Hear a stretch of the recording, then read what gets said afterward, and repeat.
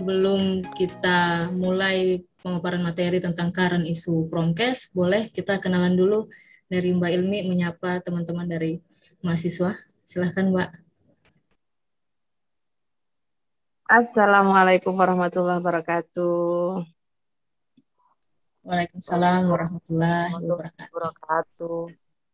Terima kasih Ibu dosen. Kalau saya biasa manggil dengan panggilan akrab Ibu Ririn ya. Dan juga teman-teman mahasiswa dari Universitas Cendrawasih Papua. Salam kenal. Sebelumnya saya juga pernah ada program dengan Uncen Papua dengan FK. Saat saya masih di Kementerian Desa, program pencegahan stunting ya saat itu. Dengan 7 mitra perguruan tinggi, salah satunya Uncen. Dan saat ini terima kasih sekali saya diundang menjadi dosen tamu dalam mata kuliah Promkes. Mungkin salam kenal, saya saat ini sedang menempuh pendidikan S3 di Cina, Central South University, jurusan Public Health, dan konsentrasi saya S1, S2 saya Promkes ya, S1 di UIN Jakarta, S2 di UI bersama Ibu Ririn, kemudian S3-nya sekarang ini Kesmas, tapi karena supervisor saya EPIT ya, bisa ditarik-tarik antara EPIT dan Promkes. Terima kasih. Saya sekarang aktivitas sehari-hari selain kuliah S3, saya di Satgas NU Peduli COVID. Saya sekretaris dan sekarang lagi megang proyek bersama UNICEF untuk program Risk Communication and Community Engagement. Saya posisi di Monef Manager dan juga National Trainer. Sudah hampir 1,5 tahun ya, sudah hampir 2 tahun ya, COVID 2 tahun di sini. itu eh, saya di Lembaga Kesehatan NU, sehingga di tengah kekosongan studi di Cina, dan saya sudah tidak lagi di institusi saya yang dulu, Kementerian Desa, akhirnya saya terlibat dalam kegiatan penanggulangan COVID di Satgas NU Peduli COVID. Itu mungkin cukup perkenalannya, Bu Iya, Ririn. dengar perkenalannya merasa bahwa Mbak Ilmi ini tepat sekali untuk kita undang sebagai pemateri. Pengalamannya sudah sangat banyak. Jadi sementara di sini kuliahnya yang di Cina masih online juga, ya Mbak? Masih, sekarang Masih lagi susun proposal untuk disertasi. disertasi. Kencangnya Mbak. Tinggal penelitian aja, kuliahnya sudah selesai. Oh, kuliahnya sudah selesai. Semester berapa berarti sekarang? 6. Semester 4 mau 5 ya. 4 mau naik 5. Sudah menyusun Iya, proposal udah disertasi. 2 tahun pertama, udah mau tahun ketiga. Oke. Tentang apa Mbak disertasinya? COVID. COVID. Berarti pas ya, sesuai dengan kegiatan di peduli COVID, kemudian juga dengan berbagai instansi yang Mbak masih melibatkan diri juga di situ. Nah, jadi eh, ini kan mata kuliahnya current isu. Kalau teori-teori mungkin dari adik-adik mahasiswa sudah mendapatkan di semester sebelumnya, baik itu teori tentang strategi-strategi promkes, kemudian teori-teori perubahan perilaku, itu kan mungkin sudah dihatam di semester sebelumnya. Maka dari itu di semester yang sekarang mereka juga menuju skripsi ya, mungkin semester depan atau mungkin ada sekarang yang sudah mulai mulai mencakar-cakar di Word-nya tentang rencana-rencana penelitian. Nah, jadi kita akan di mata kuliah ini sebatas sharing saja bagaimana isu di lapangan kita kaitkan dengan teori-teori yang sudah kita pelajari. Begitu, Mbak. Untuk materi mungkin langsung saja, tidak berlama-lama saya berikan waktu untuk Mbak Ilmi untuk berbagi informasi, berbagi materi dengan teman-teman. Silahkan Mbak, boleh di-share ininya. Siap.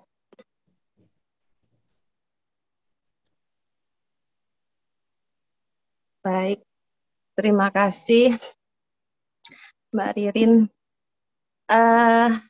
Ini semuanya mahasiswa semester berapa rata-rata? Semester Semester 7. Oh, semester 7 berarti sudah semester akhir ya, sudah harus menentukan topik penelitian dan juga magang ya. Ya, setelah ini.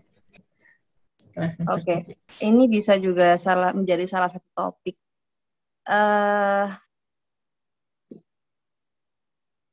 Sebelumnya mungkin kita bisa brainstorming ya, promosi kesehatan ketika kita berhadapan di dunia real, yaitu dunia program. Nah, bagaimana kita bisa mengaplikasikan teori-teori promosi kesehatan di dunia kerja. Nah, di sini kita harus bisa memetakan kita di posisi mana. Apakah dari pentahelix ya, 5 lembaga, yaitu pemerintah, kemudian NGO, media, swasta. Perguruan tinggi berarti harus bisa mengambil peran sebagai instansi akademisi. Tapi ketika kita berada di NGO, berarti kita juga harus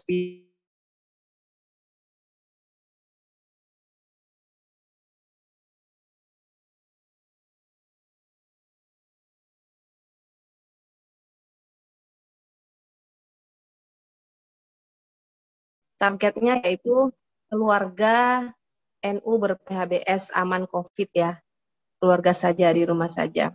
Nah, tentunya dengan strategi perubahan perilaku yang diharapkan. Apa aja perubahan perilakunya? Yaitu jaga jarak, pakai masker, cuci tangan pakai sabun, dan juga screening. Ini kalau program pemerintah ya, program keluarga saja itu programnya Kementerian Kesehatan. Nah, kalau kita bicara soal promosi kesehatan, kita harus kembali pada tujuan dari Ottawa Charter ya. Sudah tahu apa itu? Semua orang Promkes pasti tahu ya, bahwa tujuan utamanya adalah kita berupaya untuk membuat masyarakat mandiri. Mandiri bisa memelihara dan meningkatkan kesehatannya sendiri. Dalam artian, apalagi selama pandemi COVID ini, kita tidak bisa bergantung pada orang lain. Kalau kita sudah bisa mandiri, masyarakat sekitar kita bisa mandiri untuk perubahan perilaku COVID, berarti tujuan kita tercapai. Nah, lagi-lagi untuk mewujudkan itu, kita tidak bisa sendiri.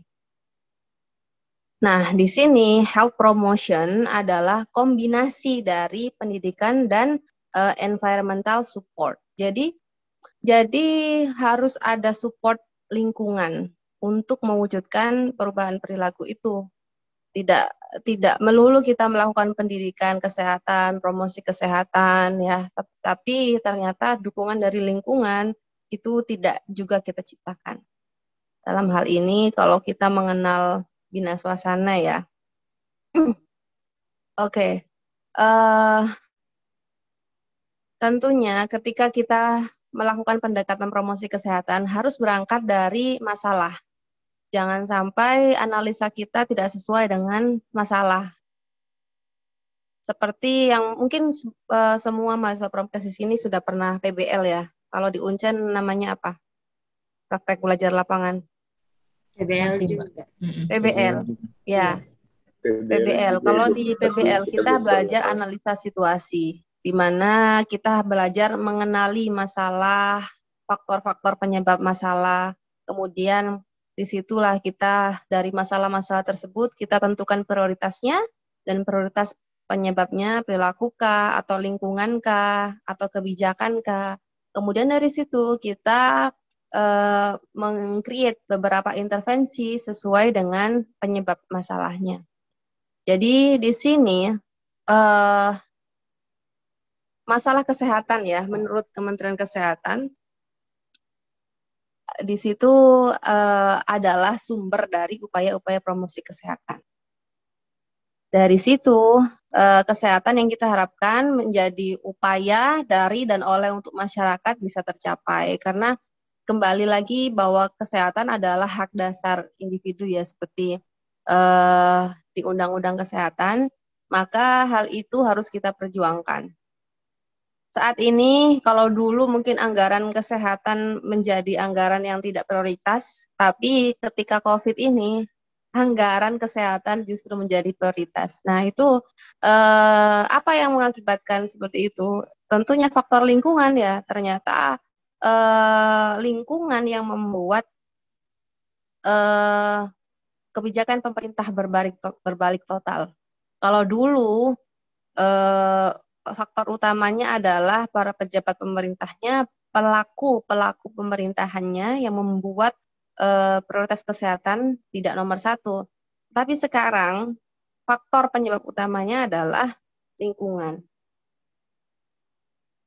Betapa kita eh, diuntungkan juga dengan apa namanya lingkungan ya, dengan kondisi yang dibuat oleh Tuhan Yang Maha Esa. Oke. Nah, dalam hal ini kita berangkat dari permasalahan COVID. Nah, kembali lagi ketika memecahkan masalah COVID, kita harus juga melihat definisi sehat WHO ya. WHO mengatakan bahwa sehat itu tidak melulu soal fisik, tetapi juga sehat psikis, kemudian mental, sehat sosial. Jadi tidak melulu absen dari adanya suatu penyakit. Kalau kita menyusun perubahan perilaku, berarti kita juga harus mengupayakan kondisi sosial, mental, masyarakatnya itu juga sehat. Ketika bicara soal COVID, ada beberapa hal yang membuat masyarakat itu ikut serta lebih cepat mengadopsi perubahan perilaku. Oke, di sini sasaran promosi kesehatan, kita juga harus memetakan sasaran promosi kesehatannya mulai dari primer, sekunder, dan juga tersier. Karena kalau kita create program yang langsung ke masyarakat, berarti sasaran utamanya adalah siapa? Sasaran utamanya adalah masyarakat. Masyarakat, di dalam masyarakat itu ada komponen apa? Komponen individu, keluarga. Kemudian sasaran sekunder ini yang bisa mempengaruhi sasaran primer. Apa elemen-elemen masyarakat yang ada di situ yang sekiranya bisa menggerakkan masyarakat? Nah, itu adalah sasaran sekunder. Kemudian kita bicara soal sasaran tersier. Sasaran tersiernya ini adalah orang-orang pimpinan yang memang sangat berpengaruh ya. Dan itu bisa jadi ketika dia bilang A, semuanya langsung terlibat gitu. Jadi ada level masyarakat. Pendekatannya pun berbeda. Ketika kita menggunakan strategi promosi kesehatan ke sasaran primer, harus berbeda kegiatannya dengan kegiatan yang sasaran sekunder dan juga tersier. Kegiatan yang bisa kita buat untuk sasaran primer, coba apa contohnya?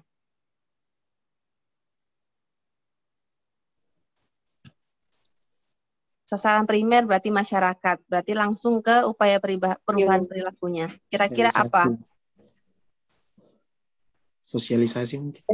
Sosialisasi. Nah, kalau ke sasaran sekundernya, gimana caranya kita bisa melibatkan mereka untuk juga edukasi ke masyarakat? Berarti yang harus kita lakukan apa? Lebih ke orang-orang yang dipandang di dalam lingkungan masyarakat yang kata-katanya bisa didengar lah. Betul. Berarti itu apa? Kegiatannya apa? Mencari dukungan sosial gitu. Nah, mencari dukungan sosial berarti apa? Kegiatannya lebih ke advokasi, ya kan? Iya, advokasi dulu, jangan langsung sosialisasi gitu. Karena mereka sudah selesai dengan edukasi dirinya sendiri. Mereka sudah selesai dengan pendidikan atas dirinya itu. Yang kita upayakan adalah advokasi dulu. Sama halnya dengan sasaran tersier. Advokasi dulu. Nah, baru menggunakan mereka untuk meng-create gerakan-gerakan masyarakat gitu. Oke, nah kita kenali lagi strategi promosi kesehatan itu ada ABGK ya. Advokasi, bina suasana, gerakan masyarakat atau community development, Kemudian kemitraan. Semua unsur ini harus kita mainkan karena tidak bisa berdiri sendiri. Ketika kita melakukan upaya-upaya pencegahan COVID harus dimulai dari advokasi. Advokasi juga tidak akan berhasil tanpa bina suasana dulu. Bina suasana dulu, komponen-komponen yang ada di dalamnya. Bagian mana yang kita perlu sesuaikan, yang kita perlu samakan kepentingannya. Artian kita menggali win-win solution. Sehingga semua merasa ini adalah kepentingan yang perlu diperjuangkan bersama. Nah, disitulah orang-orang promosi kesehatan berperan sebagai fasilitator, mediator. Tidak melulu kita sebagai pendidik ya. Karena di sini fasilitator tuh lebih berat tugasnya. Fasilitator atau trainer itu lebih berat. Kita harus bisa balancing, kita harus bisa menyeimbangkan antara berbagai kepentingan dan mendorong mereka agar berupaya untuk mewujudkan secara bersama. Nah, disitulah perlu adanya kemitraan untuk mewujudkan gerakan masyarakat. Ketika kita sudah berhasil upaya-upaya pemberdayaan masyarakat, maka kepentingan kemandirian masyarakat untuk kesehatan itu harapannya bisa tercapai. Nah, baik. Kemudian kalau kita bicara soal pemberdayaan masyarakat, kunci utamanya adalah menciptakan kemandirian dan keberlanjutan. Kalau kita masuk melalui program kita, jangankan mungkin 1 tahun ya, bisa jadi 1 bulan setelah kita masuk mereka sudah lupa, ya kan? Nah, disitulah tantangan seorang promotor kesehatan. Bagaimana caranya agar masyarakat ini bisa keep in touch, bukan hanya saat program ini berjalan, tetapi saat sudah selesai pun mereka ikut terlibat memperjuangkan. Tentunya selama masalah kesehatan yang digaung-gaungkan tuh masih ada gitu. Artian kalau memang soal COVID ya selama COVID-nya masih ada. Kemudian kalau memang soal TB ya selama penyakit TB-nya masih ada. Tergantung upaya-upaya penanggulangan penyakitnya. Maka dari itu kalau di Dinas Kesehatan ada 2 bidang yang bertanggung jawab ya. Kalau Dinas Kesehatan itu ada bidang promosi kesehatan untuk mewujudkan perubahan perilakunya, tetapi soal penyakitnya yang lebih paham soal penyakitnya adalah bidang P2P. Nah, disitulah 2 pihak ini harus saling berdampingan. Kemudian pastinya yang titik berat yang ketiga yaitu partisipatif. Selama ini upaya-upaya edukasi yang dilakukan pemerintah rata-rata adalah top down ya, dari atas ke bawah, sehingga ini tidak memunculkan upaya-upaya partisipatif dalam masyarakat. Nah, disinilah pemerintah membutuhkan beberapa pihak seperti NGO. NGO ini yang memang berdampingan dengan masyarakat. Dia akan menjadi fasilitator untuk menggerakkan partisipasi dari masyarakat. Gitu, karena terkadang komunikasi pemerintah itu berbeda dengan komunikasi yang ada di masyarakat. Jangan berharap komunikasi dari pemerintah selesai. Apakah kita bisa memastikan komunikasi yang melalui video oleh pemerintah, kemudian melalui Satgas, Gugas itu langsung direct ke masyarakat? Yakin apa tidak? Nggak yakin. Bahkan untuk jangankan di wilayah Papua, Jakarta atau ibu kota aja itu tidak selesai komunikasi sampai masyarakat. Jakarta yang dengan jaringan sinyal yang luar biasa, kemudian transportasi yang luar biasa itu belum selesai sampai ke masyarakat. Banyak juga ketika misalnya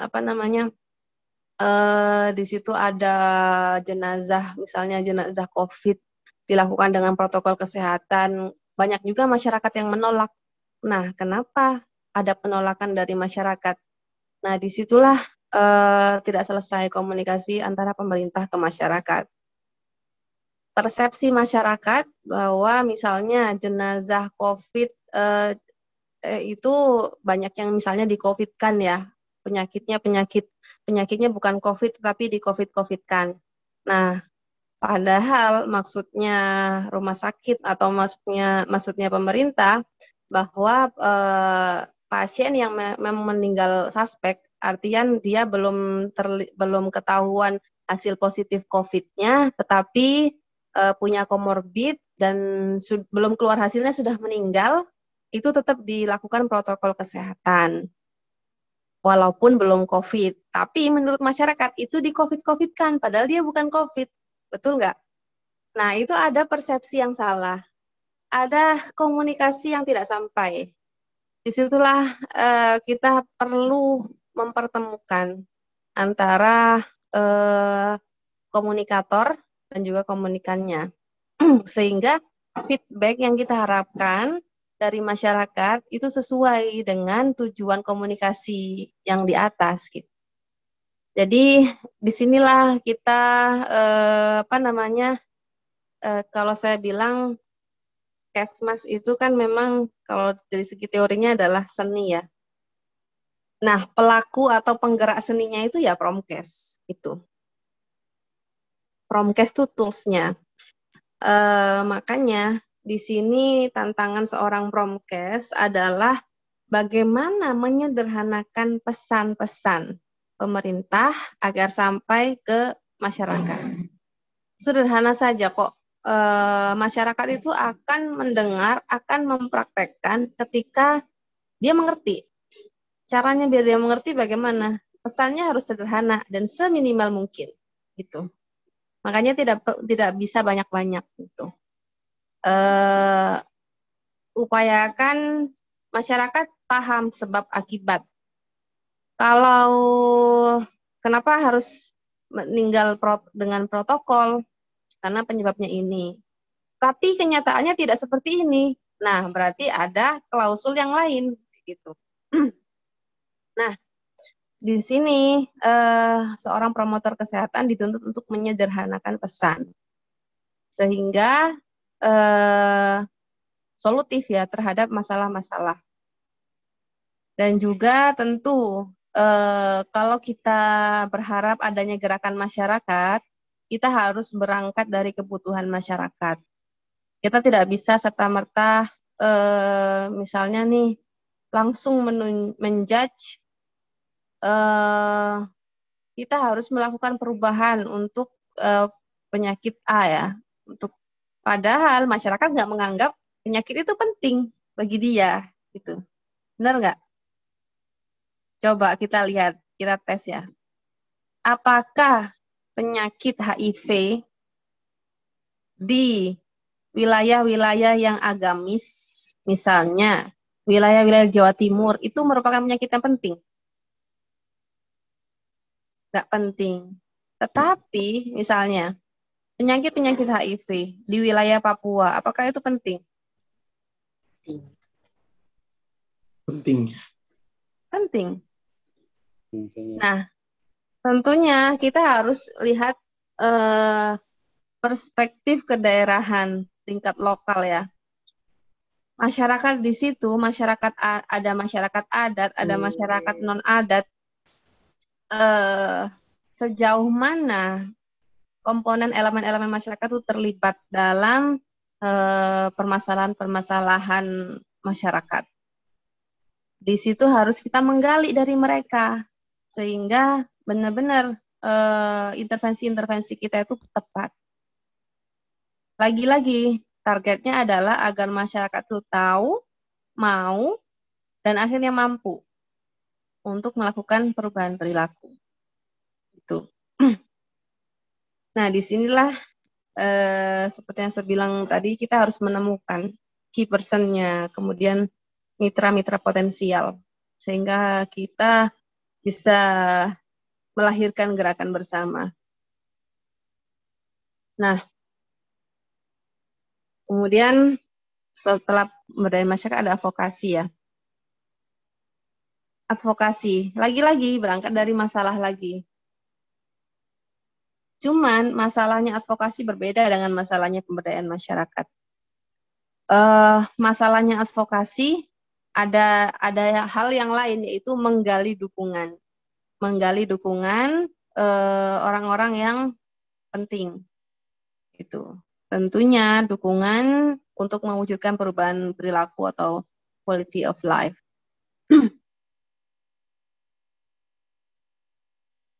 Nah, promosi kesehatan dalam masa pandemi COVID. Kita ada perbedaan perspektif ketika kita COVID dan saat tidak pandemi COVID. Ada unsur konektivitas yang sangat menentukan. Ketika COVID, orang lebih baik di luar untuk bertemu ya. Tapi ketika COVID, itu terganggu. Orang lebih baik dari rumah sudah bisa melakukan hal apapun. Nah, disitulah tantangannya. Kita harus menjadi komunikator dalam kondisi orang yang tidak terlihat. Nah, disitulah seninya orang Promkes. Kita harus bisa memunculkan dimensi personal, dimensi konektivitas, ya, dan juga kita harus bisa adopt terhadap kemajuan teknologi komunikasi. Kalau orang Promkes dicemplungkan ya ke satu hutan, itu orang Promkes harus bisa hidup. Karena orang Promkes harus bisa beradaptasi dengan kondisi apapun. Kondisi ada, nggak ada media. Jadi disinilah otak kanan kita bergerak. Gitu. Otak kanan kita harus bergerak. Ketika tidak ada media apapun di situ, kita juga harus bisa membuat intervensi, menyederhanakan pesan sehingga mereka bisa sampai dengan tanpa media. Bisa jadi kayu bisa jadi media promosi kesehatan, bisa jadi pohon bisa jadi media promosi kesehatan. Betul nggak? Nah, sekarang dengan media yang serba maju ini, nah kita lebih dimudahkan. Kita harus lebih adopt terhadap teknologi. Luar biasa. Saya pengen lihat responnya Papua, sinyal di Papua sebelum dan setelah adanya pandemi, kira-kira bagaimana? Apakah lebih cepat atau sama aja kayaknya? Sama aja. Sama saja, Mi. Sama aja, Mi. Oke. Kalau di Papua malah sudah rusak. Pernah kejadian itu kan ya, Musdalifah pernah malah rusak putus. 1 bulan. Iya. Oh gitu. Trauma itu. Jadi sudah pernah mengalami hidup tanpa internet. Kembali ke zaman primitif ya. Itu baru kejadian tuh Mbak, baru beberapa bulan kemarin. Terus ini mahasiswa semuanya tetap bisa ikut perkuliahan online semua kan? Ada yang nggak bisa ikut nggak? Nggak bisa sama sekali. Betul-betul hilang. Jaringan hilang. Ikuti situasi saja. Kalau jaringan jelek tidak ikut. Iya. Oke, iya. Nah, ini termasuk Ibu Ririn jadi belum berkunjung ke Papua ya? Belum, saya belum. Terakhir bulan Juli kemarin. Iya. Sama, akhirnya saya pun bisa kuliah di luar negeri tapi dari Indonesia. itu hal yang tak terduga sebelumnya selama pandemi. Saya nggak habis pikir. Oke. Nah, di sini ada dimensi sosial yang kita harus tangkap. Dimensi sosial masyarakat seperti apa?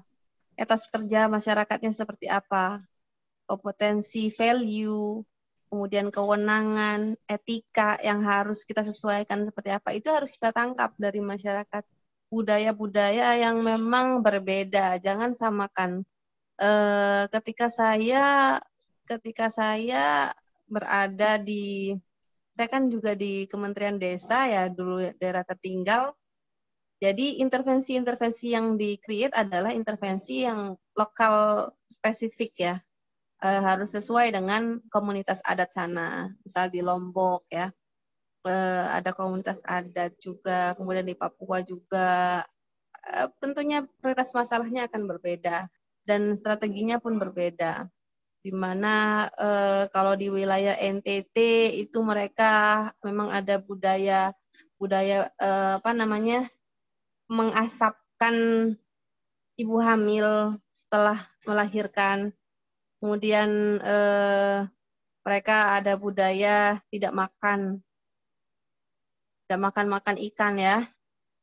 Banyak, padahal itu justru menjadi sumber gizi utama ibu hamil dan menyusui kan. Nah, itu kita juga harus pendekatannya ke siapa? Itu sudah menjadi adat berpuluh-puluh tahun. Gimana caranya agar itu bisa berubah? Tidak semudah itu. Jadi kita harus bisa melahirkan kepentingan. Harus bisa menyederhanakan pesan bahwa ini kita tidak menyampingkan adat. Kita tidak menyampingkan soal adat, tetapi ini semata-mata untuk kita harus memunculkan sebab akibat. Jika begini, maka begini. Jika begini, maka begini. Kalau mereka tidak percaya fakta ilmiah, maka apa yang kiranya bisa menarik untuk mereka?